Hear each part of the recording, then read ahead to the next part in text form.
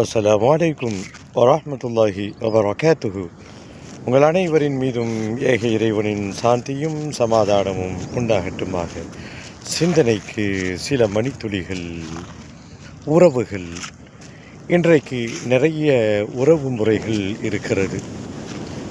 எல்லோரிடத்திலும் மனப்பூர்வமாக நாம் பழகுகிறோமோ அல்லது ஏதோ பேருக்கு பழகுகிறோமோ, ஏதோ பேருக்கு உறவு முறை சொல்லி அழைக்கிறோமோ, இதெல்லாம் அவர்களை சார்ந்த விஷயம்.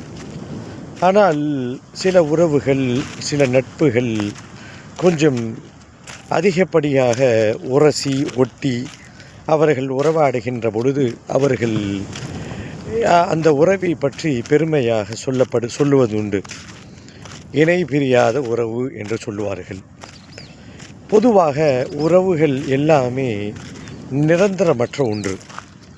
கொஞ்சம் யோசித்து பாருங்களேன். பிறந்ததிலிருந்து இறக்கின்ற வரை நம்மோடு இணைந்து சதாவும் ஒட்டி இருக்கின்ற உறவுகள் ஏதேனும் ஒன்றை உங்களால் சொல்ல முடியுமா? அது பெற்றோர்களுடைய உறவாக இருக்கட்டும், சகோதர சொந்தங்களுடைய உறவாக இருக்கட்டும், அல்லது நட்புறவாக இருக்கட்டும். பிறந்ததிலிருந்து இறக்கின்ற வரை இணை பிரியாத நட்புகள், இணை பிரியாத தோழமை என்றெல்லாம் சொல்கிறோமே, ஒரே ஒரு உறவு முறையை பிறந்ததிலிருந்து இறப்பு வரை ஒன்றாக ஒட்டி கொண்டு இணைந்தே இருந்தது, இணைந்தே சென்றது என்றெல்லாம் சொல்ல முடியுமா? ஒரு உறவை கூட சொல்ல முடியாது. அவர்களுக்குள்ளேயே நேரம் வந்துவிட்டால் அவர்கள் சென்று விடுவார்கள்.